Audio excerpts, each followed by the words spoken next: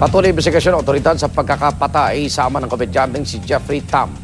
Datagpo ang patay ang biktima sa Tayabas, Quezon noong Martes. At kaugnay po niyan, makapanayam natin si Jeffrey Tam. Jeffrey, good morning. Jeffrey, good morning. Hello, Igan. Good morning po. Oo, una nakikiramay kami at para sa iyo, una, kaibigan mo yung nawala, ngayon naman sarili mong ama. So, kamusta ka ngayon, Jeffrey? Ito po, malungkot pa rin ho. Hindi ko pa rin ho tanggap kung ano po ang nangyari sa aking ama. Oo.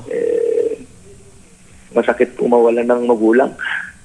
Taga Tayabas, Quezon ba ang iyong ama, Jeffrey? Taga Lucena po kami. Lucena. Oo. Opo. At meron bang naikwento sa iyo na nito mga huling araw may nakagalit siya o may problemang kinakaharap? Actually, wala po talaga. Kaya wala ko akong clue kung bakit po ginawa sa kanya to. Kasi yung tatay ko po, napakabait po na tao. Wala akong kaaway yan. Aha. Nung araw na yun, saan ba siya papunta? Hindi ko rin po alam kasi nung itinawag na po sa akin, patay na po eh. So hanggang sa ngayon, blanco pa rin ang mga otoridad. Sino may gawa nito?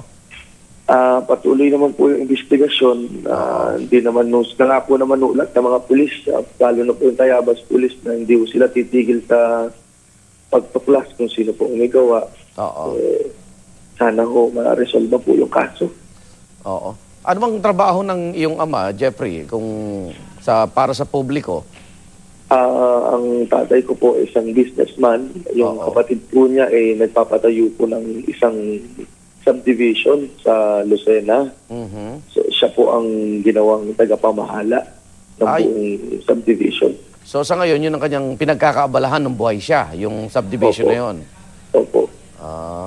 Naku, nakikiramay kami at okay ka naman sa takbo ng investigasyon, Jeffrey? So far, okay naman po. Okay lang naman ho kung medyo matagalan. Basta mabigyan lang ng hustisya pagkamatay ng tatay ko kasi ang hirap po tanggapin. Okay. Doon sa mga kamag-anak ninyo, nasan ba ang kanyang labi at may iba ka pa bang announcement, Jeffrey?